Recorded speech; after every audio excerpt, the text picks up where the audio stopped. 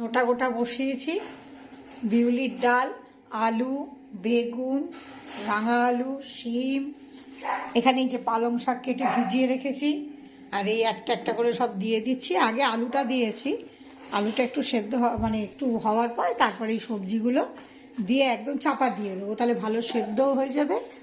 আর এতে মশলা দেব একটু আদা মৌরি, এই যে আদা মৌরি বেটে রেখে দিয়েছি, আদা মৌরি এটা বেটে রেখে দিয়েছি। এবার এটা আস্তে আস্তে আস্তে আস্তে যে একদম আঁচ কমিয়ে দেবো, তাহলে সেদ্ধটাও ভালো হবে, তলাটাও লাগবে না। এটা করে নিয়ে আবার আসছি। গোটা গোটা ফুটছে, তো সব কিছুই দেওয়া হয়ে গেছে, মানে একদম সেদ্ধ, নোটা গোটা সেদ্ধ, এতে কোনো ফোড়ন টোড়ন কিচ্ছু না, একদম কাঁচা তেল থেকে শুরু করে নুন, হলুদ, মিষ্টি, লঙ্কা, সব কিছু। এটা টক করে ফুটছে, আর একটু হবে, হলেই এটা হয়ে যাবে। আর ওদিকে ভাতও হয়ে গেছে, আর এদিকে নোটা গোটা হচ্ছে।